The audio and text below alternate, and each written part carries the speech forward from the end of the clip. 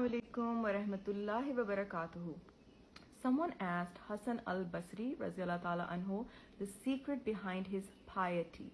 He replied, I understood 4 things. Number 1, my risk cannot be assigned to anyone else. What is destined to come to me will come to me. So my heart became content.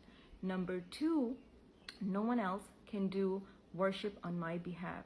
So I started doing it myself. Number 3, I understood that Allah subhanahu wa ta'ala is everywhere. He's watching me.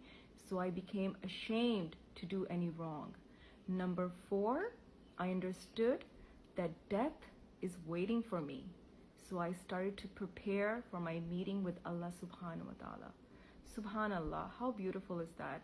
This is what our life really means. This is what our life revolves around. So my dear brothers and sisters, be content with whatever you have. Be thankful.